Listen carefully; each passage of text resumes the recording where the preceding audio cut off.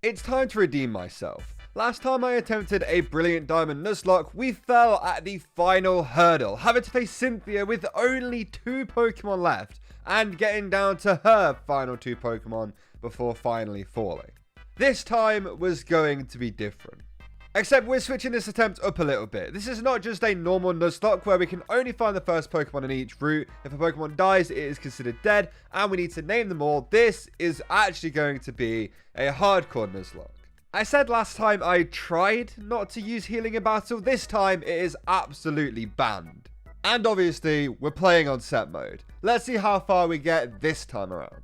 We start the game off as normal, except this time I wanted to go with Chimchar. Later in the last run, Infinite was literally the only Pokemon I couldn't deal with, so why not add that Pokemon to your team? Once we got Pokeballs, our encounters were Bidoof on Route 201, Starly at Lake Verity, and we actually got a Kricketot on Route 202. Now, originally, I was a little bit disappointed, but this is actually super cool. This Kricketot was holding a metronome when I caught it, but I'll explain why that was cool a little bit later. We do end up catching a Shinx on Route 204 and then a Magikarp on Route 218, and then it was time to fight the rival. We managed to take out the Starly with 2 Embers, and then as Piplup came out, it went down with a mix of scratches from Chimchar and a few wing attacks from Starly as well. So far no troubles. As we were training for the first gym leader, Chimchar evolved into a Monferno, and he had learnt the move Power Up Punch. And I've also given him the metronome to hold as well, meaning that not only Power Up Punch raises his attack stat every time he uses it, but a move power gets increased the more times you use it in a row while you're holding the metronome. So with that method in mind, we completely destroy the first gym leader, and we start to move on to the second. It was now time to take on Mars, and honestly, I wasn't worried at all, for once. Mars leads with a Zubat, and we decide to lead with Staravia. A wing attack from us takes out the Zubat straight away, meaning Perugly comes in next. We get hit with a hard fake out, which means we flinch, and then the turn after, we get hit with a growl. We do manage to get a little bit of damage off with a wing attack though, and really I didn't do as much damage as I would have liked to there. We swap it to Monkey, who gets hit with a scratch on the way in, and Mach Punch deals good damage, making it use its berry. We get hit with another growl, but another Mach Punch doesn't quite take it out, but it only goes for growl, meaning we can take it out with a final Mach Punch. Nice. Moving on to Eterna City, where we get ourselves ready to take on Gardenia. Again, not a fight I'm too worried about, considering we have a Staravia that I'm not going to kill trying to catch a Scyther this time, and we also have a Monferno, so we're kind of just chilling. Before we fight Gardenia though, we get access to the Great Underground, and we actually managed to catch a Swablu as our first encounter. Now, this is mental because Altaria is a beast of a Pokemon, and I've never used one before, so we managed to catch it, we name it Ed, and I was super excited. But after some training, it was time to take on Gardenia. She leads with a Cherubi, and we lead with Monkey, and Flame Wheel straight away takes the Cherubi down. Turtwig comes out and goes down to another Flame Wheel, and finally Roserade comes out, we get hit with a Grass Knot, and we hit a Flame Wheel, taking it out in just one hit. The metronome, especially on a super effective move, is just broken. Once we'd healed up pretty much just to get the PP of Flame Wheel back, we start climbing the Galactic Building to fight Jupiter. Skuntank was a Pokemon I actually was worried about. Jupiter leads with a Zubat, and we lead with Staravia again. And a wing attack does huge damage to Zubat, but doesn't quite take it out. It hits us with a Supersonic, so I decided to send in Orpa, the Luxio, who gets hit with a Poison Fang on the switch and gets poisoned. For God's sake. I then swap back into Rain the Staravia so the confusion is gone, and Zubat uses Mean Look on us. We then use Wing Attack to take out the Zubat, meaning that Skuntank is out next, and I decide to use Thief to steal its berry, and we get hit with a Flamethrower for a really good chunk of damage. We then decide to swap out into Monferno, who gets poisoned straight away, and I actually spend a little while figuring out what the best move was, and I decided that Flame Wheel is probably the best, and it doesn't do much damage as we get hit with a weak Flamethrower. I go for a Flame Wheel again to take it down to the yellow as we get hit with another Flamethrower, and I hit it with another Flame Wheel, and we finally managed to take out the Skuntank. However, I completely forgot about Aftermath, and Monkey gets taken down to just 8 HP. That could have been so bad. Luckily, the battle is over, and we don't take poison damage, else Monkey would have absolutely died there. Moving on, it was getting close to the end of the second stream, and we managed to evolve Magikarp into a Gyarados, which is going to help us out a ton in the future. After a really long journey where nothing really happens, we make it to Maylene, and eventually after a bit of preparation, we start the battle. Maylene leads Meditite and I lead Monkey, and I decide to set up a Swords Dance and Meditite goes for a Bull Cup. I set up another Swords Dance and Meditite uses another Bull Cup. I then go for a Flame Wheel, which manages to take the Meditite out in just one hit, which makes Maylene bring in Machoke, who goes down to just one Flame Wheel. Apparently having the Metronome and Swords Dance at the same time is pretty overpowered. Lucario comes out last. I click Flame Wheel and it only goes for a Bull Cup, so we managed to take out the Lucario with just one Flame Wheel. I did have to get Monferno up to the level cap for this gym and the next gym to do this, but I think that was worth it. We're not using Monferno in the water gym anyway. By the time we get to Wake, our team is a little bit of a weird mismatch of Pokemon because we've had to catch some Pokemon to make up numbers. Some Pokemon are over leveled right now and we can't use them in this gym. So our team is a little bit all over the place. But regardless of all of that, we still have to fight Wake. He leads with a Gyarados and we lead with Orpa, who is now a Luxray. I go for Thunderbolt and we get the Quick Claw activation, so we one-shot the Gyarados. Pretty good start. Next comes out Quagsire, who is a part ground type, so we can't use Orpa to kill this thing, so I have to swap into my own Gyarados. As I do that, Quagsire goes for Mudshot, which doesn't affect Gyarados, and I start spamming Crunches as Quagsire uses Scald. And after a little while of this back and forth, Quagsire finally goes down after 3 Crunches. Finally, out comes Floatzel. I decide to stay in, and we get hit with an Ice Fang, and we hit it with the Crunch and do some really good damage. I decide to try and get Floatzel down to low health so we can swap in on the healing, but I forgot he has a berry, so we're actually too low on Gyarados to survive after another Crunch. So I swap straight into Orpa as we get hit with another Ice Fang, which doesn't do a lot of damage, but we get frozen, so that's really not good. I swap out to Mega Noob the Stunky, and we get hit with a Brine down to 30 HP. I try and cheese it and potentially get a Toxic off, but we get hit with Brine again, and Mega Noob goes down. This does mean we get a clean switch, so I decide to send in Orpa, and luckily, we take a Brine and Thor out straight away. So that does kind of mean that we've killed Stunky for no reason, but hey, that was fine. I can live with that. The Barry fight after that goes really smoothly, and the road up to Celestic Town also goes really smoothly as well. And after a long stretch of the game where nothing happens, it was finally time to face off against Fantina.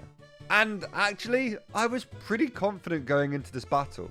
She leads Drifblim and I lead Orpa. Now, because this thing has Aftermath as an ability, I decided to hit it with a Thunderbolt, but it does outspeed us and goes for Strength Sap, and we take the Drifblim out in one hit. Next comes out Gengar, and we go for a Volt Switch as we get hit with a Sludge Bomb. Once we hit Volt Switch, though, we do get to swap into Gyarados, who is holding the black glasses that we got from Celestic Town. Now, we do get confused. However, we break through the confusion, and we take out the Gengar in just one Crunch. However, Cursed Body activates, which means that Crunch is disabled. So I decide it's probably best to switch out here as Fantina sends in Miss Magius. I send in Meditite to take the next hit and to stop us being confused and re-enable our Crunch. And then Miss Magius goes for Dazzling Gleam, which it kills the Meditite straight away. I'm not sure why I didn't think that would happen. I send God back in and we get confused again, but we Crunch anyway, taking out the Miss Magius and therefore winning us the battle against Fantina. Actually, really not bad. That was pretty clean. We do have 2 deaths now, though, and they were both sacks in a gym fight of team members that I wasn't going to use. So far, things are going pretty well. The Barry fight in Canalave wasn't too bad. We could switch pretty well now with our team to get around most of the stuff he counters us with. And after fighting our way through the gym, it was time to battle Byron. This team is actually kind of scary because Gyarados was going to be the counter to the whole thing, but Steelix and Bastiodon both know Electric-type moves, which is a little bit scary. Byron leads with a Bronzor and I lead Orpa. We go for a bite which deals half damage and flinches the Bronzor, which means we can take it out with another hit. Now this is crucial because it means he can't set up Trick Room, meaning Steelix and Bastiodon would be faster than all of my Pokemon. I decide to dodge the Earthquake when Steelix comes in by swapping out to God, and I decide to risk it a little bit and go for a Waterfall here. We deal half damage and Steelix goes for Thunderfang, which hits us for half, but we outspeed and we manage to take out the Steelix. Thank God. That's one big threat down, just one left to go. I swap in Monkey here, who takes the Thunderbolt really well, and we go for Flamethrower, which doesn't do as much as I wanted it to do, as he only goes for Iron Defense. Then I go for Close Combat, which kills the Bastiodon, leaving us free of anyone dying in this gym fight, which is so nice, and we just got ourselves our 6th gym badge. After some Team Galactic stuff, we start making our way up to Snowpoint City and the 7th gym leader, Candice. We start the battle a little bit worried about what might happen, since this is where we lost Crobat last time, and she leads with a Snover and we lead with Monkey. One Flamethrower takes out the Snover as the Sneasel comes out next. They go for a dig, so we do end up missing our move, but then we can easily swap into Staraptor and avoid the dig. We outspeed Tit it with Close Combat and it gets taken out. 2 Pokemon down really quickly, and in comes Medicham. I decided to use Fly here, and we managed to outspeed it and take it out the turn after with just 1 Fly. Thank God, because Medicham, if you leave it up for too long, it's very dangerous. It's just very, very dangerous Pokemon. This leaves just Abomasnow left, which leads me to swap into Infernape again. Abomasnow only goes for a Blizzard, which still does a bit of damage, but I decided to go for a Flamethrower, knowing he's going to Earthquake next, and we take out the Abomasnow in 1 hit, which actually saved Infernape's life. So 7 badges and no important Pokemon deaths.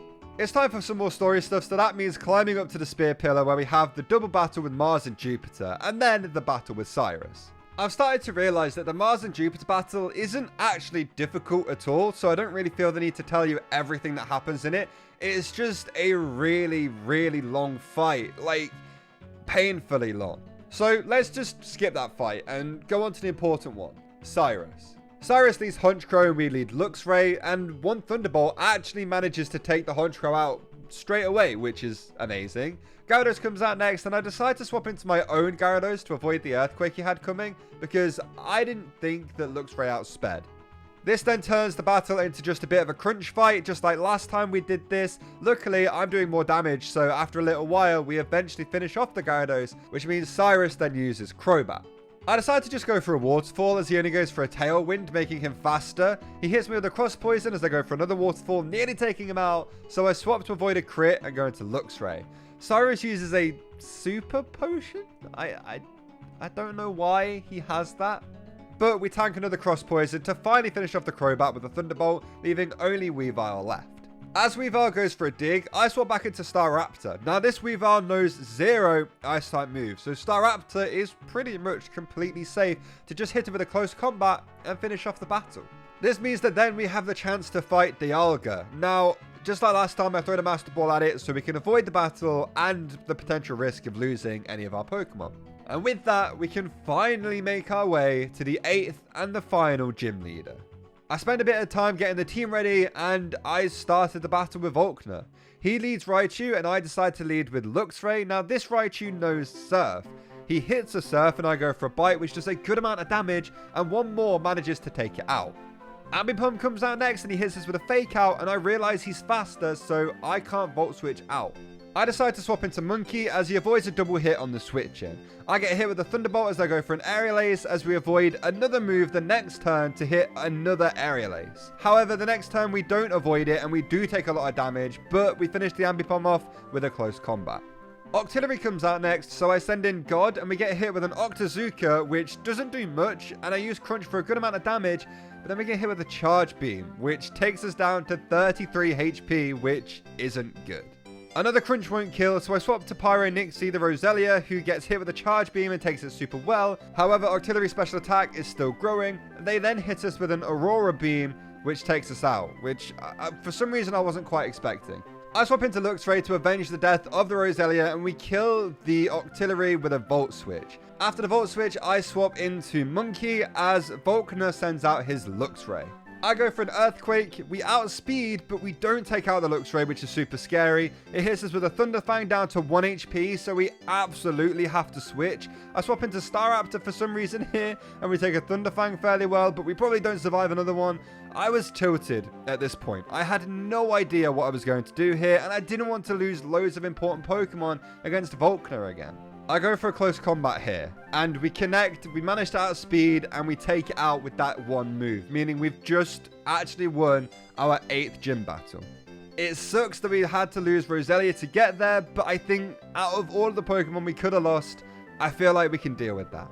It's not just a worthless sack like the other 2 deaths we've had so far. This one was actually going to be a future member of the team and potentially a pretty important member, but we're going to have to do without. Losing Roselia means that a spot has opened up on the team, so I then go into the underground to see what we can catch and try and use as part of the Elite 4 team. And as luck would have it, we managed to actually find a Gibble.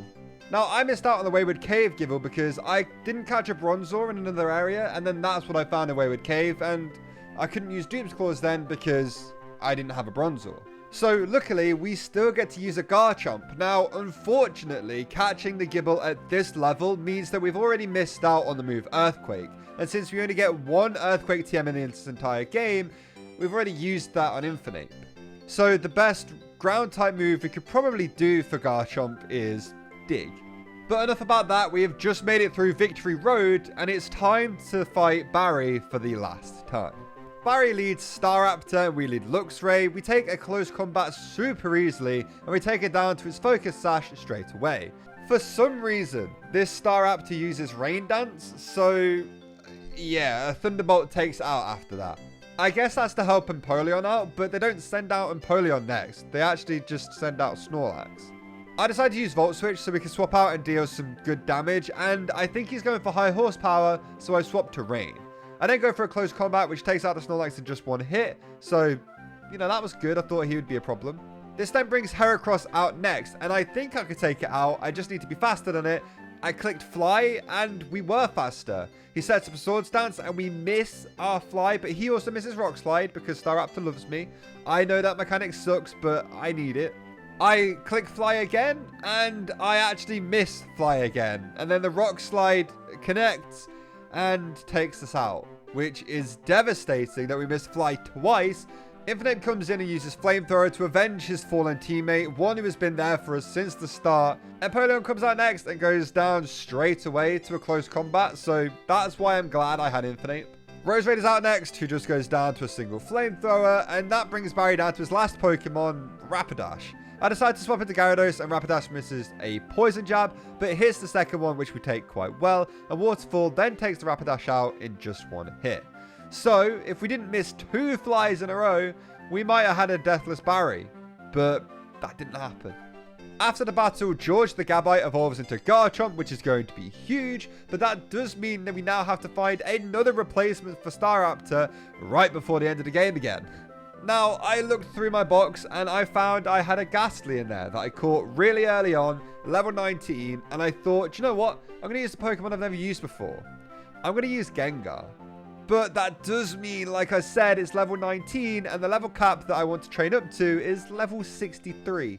Eventually, though, we do manage to get him up to level 63, and it was time to finally take on the Elite Four, just to see what happens. This was the team we had going into it. We had Monkey, God, Ed, Versity, George, and Orpa. This was the team that was going to take us all the way through. I was confident. We were going to defeat the Elite Four, and we were going to move on to the champion and hopefully win. Aaron was up first. He leads with Dustox, and we send out Monkey, and a Flamethrower takes out in 1 hit. Next is Heracross, probably his scariest Pokemon, but luckily for us, we click Flamethrower again and we take it out in just 1 hit. Now, that, like I said, is his biggest threat just gone. The rest of his team go down to pretty much a Flamethrower each until we get to Drapion.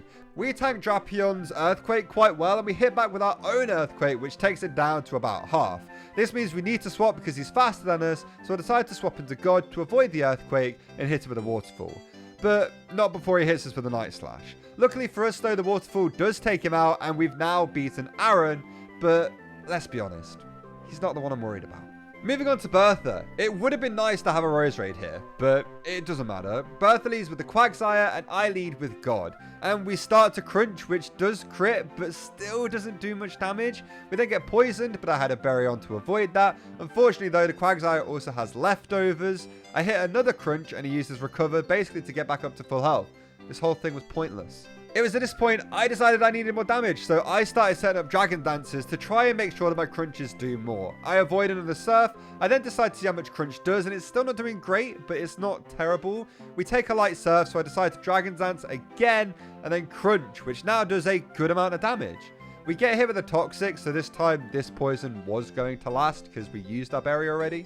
But one more crunch should take it out, and it does, which means Sudowoodo comes out next, and he goes down to a single waterfall. Golem is next, and gets hit with the waterfall, but survives because he's got Sturdy, one of the most annoying abilities in all of Pokemon. We avoid the Stone Edge that comes after that, and we hit it with another waterfall, taking it out. I did also just realize that at some point in this fight, Gyarados just shakes the poison off. He just decides, no, I'm not going to be poisoned anymore. Whiscash comes out next, and I decide to go for a waterfall just to gauge damage, but it turns out that it takes out perfectly fine, leaving only Hippowdon left. We hit it with a waterfall, and it falls, meaning we've defeated Bertha. 2 down, 2 to go.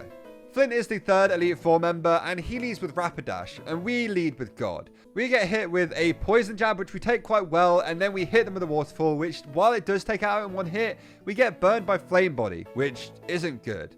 Next up comes Steelix, so I decide to swap into Garchomp on a Thunderfang, which then doesn't affect us, and I use Dig to avoid another attack, and we hit them for pretty good damage.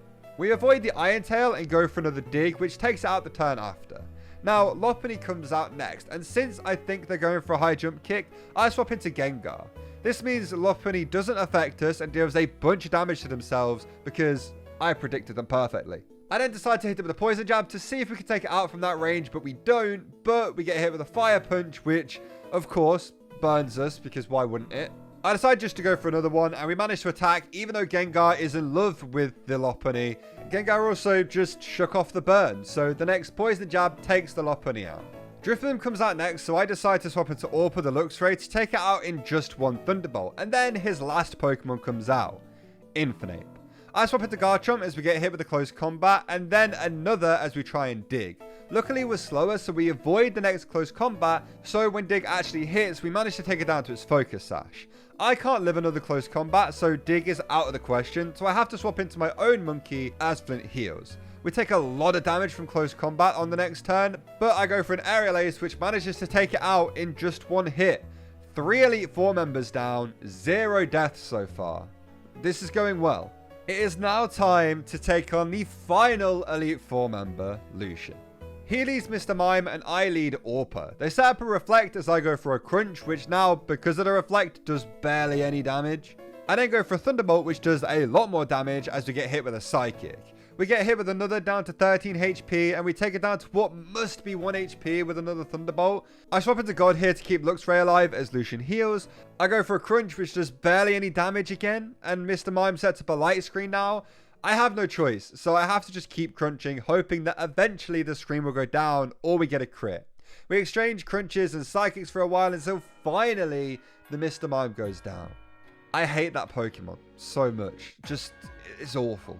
Giraffrig comes out next, and I swap to George to avoid a Thunderbolt. I then use Crunch, and we manage to take it down to just below half as they set up a Trick Room, meaning that they now outspeed. They go first just to hit us for a little bit of damage, and we manage to take it out with another Crunch. Medicham is out next, and this thing has Ice Punch, so I have to swap. Now, I was kind of hoping that maybe Medicham would just completely ignore the fact that it has Ice Punch and go for High Jump Kick instead, so I get a free swap into Gengar. It didn't do that. I swapped into Gengar anyway, but we get hit with the Ice Punch, and while Gengar does survive, of course, it gets frozen afterwards. I swear, the only 2 times we've been hit with an Ice-type move, or at least Ice Punch in this game, we've been frozen. It makes no sense. There is actually a very good chance that we lose this battle right here, I think.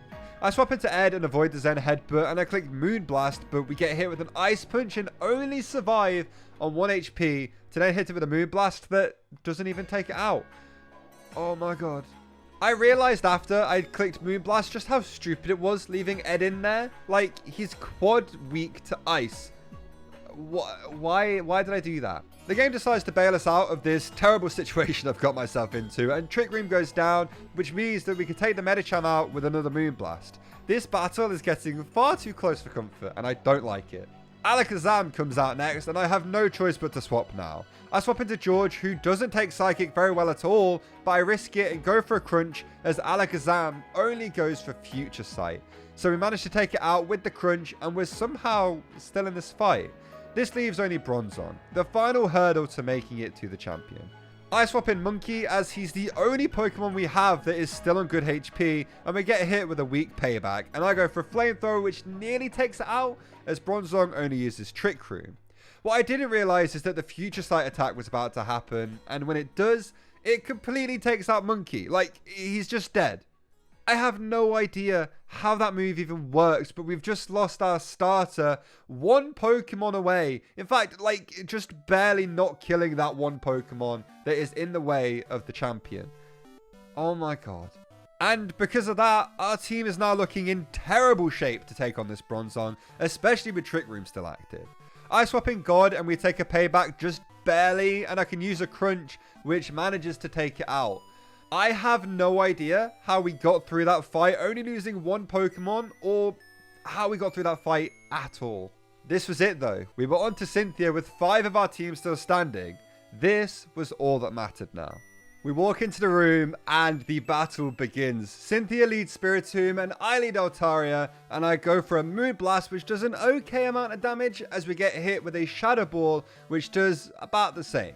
Cynthia then withdraws Spiritomb and sends out Rose Raid instead, meaning that the Moon Blast I just used really didn't do much. I decide to stay in, meaning I get hit with a Dazzling Gleam, which does a good amount of damage, and we hit them with an Ice Beam, which does a lot of damage too. I decide I have to swap here, so I send in Gengar as we get hit with another Dazzling Gleam, which doesn't do too much damage. I then use Dark Pulse, which takes out the Rose Raid, and it brings in Gastrodon straight after.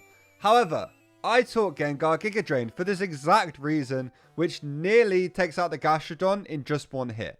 Luckily, we take the Earthquake, but we only just survive on 6 HP, but we outspeed and we could take the Gastrodon out on the next turn. This means Spiritomb then comes back out. It's quite clear here that I can't really swap into anything well, so I decide I kind of have to sack Gengar and do some damage while I can. I use a Dark Pulse, which does a good amount of damage to be fair, and then Spiritomb eats this berry and hits us with a Dark Pulse, which finally takes out Versity, the Gengar. I can then send in God and start setting up Dragon Dances, and we get one off and then avoid Spiritomb's attack. So I set up another, and then I get hit with a Shadow Ball. I decided at that point to use Waterfall just so we could take out the Spiritomb, which it does. Milotic comes out next, and obviously Waterfall isn't going to be the best move here, so I decide to use Crunch. Milotic hits us with an Ice Beam, which doesn't do too much damage, but then gets burnt from her Fire Orb, activating her ability, which means that the next Crunch I use doesn't take it out, as we take another Ice Beam, and the burn just barely doesn't kill Milotic. So as they heal, we get another big Crunch in, and they get burnt again. And to be honest, I just decided to keep going for it, and luckily the second time, the second Crunch takes out the Milotic. Lucario comes out next and goes down to 1 Waterfall, which felt just incredible. And finally, Cynthia's Garchomp comes out. I go for Waterfall, and we do a lot of damage, but take some more damage from Rough Skin, and the Poison Jab from the Garchomp takes out God. This leaves us with Orpa, Ed, and George. And even though we have the numbers advantage, we now no longer have our super speed, super high attack Gyarados. And Cynthia's Garchomp is super quick. Now, you might be like me and think that Luxray is pretty much completely useless here, considering he only really knows electric type moves. But Luxray has Intimidate, and as soon as Luxray is on the field, Garchomp is going to go for an Earthquake. So I can swap into Luxray to get the Intimidate off, and then I can swap into Ed, who doesn't get hit with Earthquake, and then swap back into Luxray after to get another Intimidate off. And each time I do that, Luxray survives more and more attacks because Garchomp's attack is getting weaker and weaker. I repeat this process a bunch to really reduce Garchomp's attack stats so we can get our other 2 damage dealers in safely. Once we finally have Garchomp's attack super low, it was time to finally let Orpa rest. I didn't realize that a Luxray that couldn't really hit the Garchomp would be our key to winning this entire fight, because without it, I think we would have lost. Now it's time to send in Ed to do as much as we can. I thought this was going to come down to a Garchomp versus Garchomp battle, but we take a Dragon Claw on 4 HP and we smack Garchomp with a Moon Blast, taking it out. We've actually just won, and we didn't even really need Garchomp. If you enjoyed this video, make sure you leave it a like, subscribe to the channel if you're new, and I'll see you all next time. Goodbye.